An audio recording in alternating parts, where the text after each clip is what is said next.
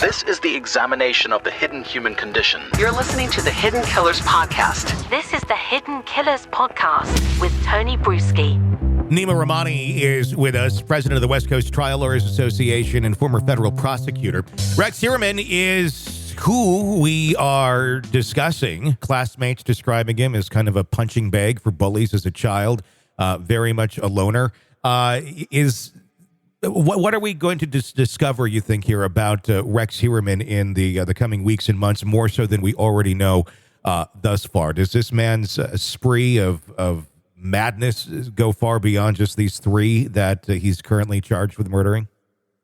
I think so, Tony. I wouldn't be surprised if we start seeing charges out of South Carolina. He had a property there, at least a vehicle connected to maybe one other victim. And, he had a timeshare in Las Vegas and Atlantic City. And let's be honest, that's where there's a lot of sex workers. So, here's someone that, if you're looking at cold cases, if you're looking at sex workers who have gone missing, I expect law enforcement in those jurisdictions to be digging into Rex Heuermann. And there's someone who was at least more careful than other defendants, right? We've talked about that cell phone evidence. He had reportedly up to 7 burner phones, but the mistake he made is that his own phone was traveling with those burner phones. So, he had, fake emails and aliases and so forth. But I think law enforcement has finally done a good job of tying all that together. It's just a question of, are they going to be able to nail him to some more victims as well? Is there a likelihood that this is someone who operated on their own 100%, or do you think there was more people involved in this circle, whether knowingly or not,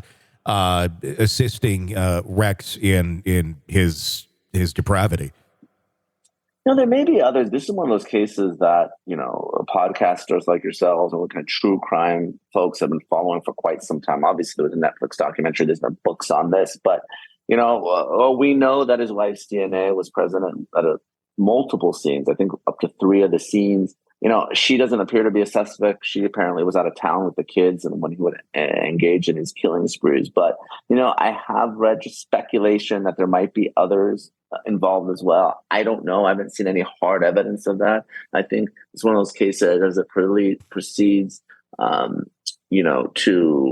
we start seeing pretrial and some of the evidence coming out and the search warrants and that being returned and leaks and that type of thing. We're going to know a lot more.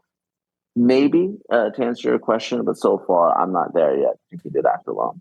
What are you doing right now if you are Rex Heuermann's attorney? What are you advising your client? He's already initially pled not guilty during the initial court appearance, but has said nothing else at this point. Yeah, I don't think he should be talking. His wife has obviously, filed for divorce. I mean, your family's falling apart.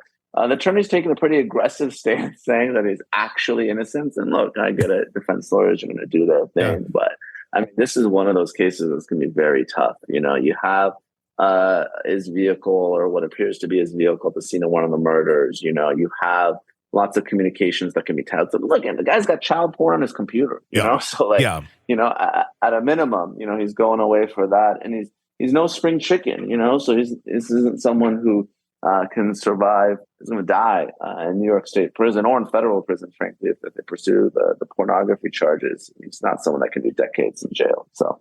Do you see this one ever going to trial, or do you think as the thing and the evidence continues to mount over the next weeks, months, and all of that, is this just going to be just an overwhelming one that he ends up pleading guilty or some sort of a plea deal, maybe to not get, I don't know if death is an option or not, but something rather than going through a long trial over all of this?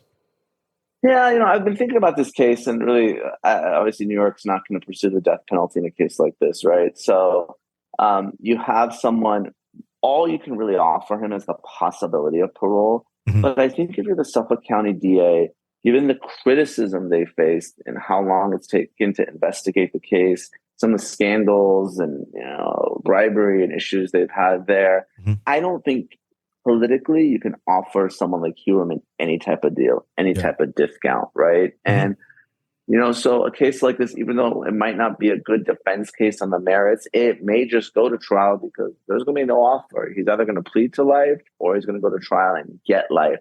That's why we see so many of these murder cases. You mentioned Court TV. I do Court TV every week. I do Law and Crime. The reason so many of these cases are covered is because they're interesting cases, number one. But number two, there's no plea deal to be had because you can't offer one. And I think that's what's going to be the case here.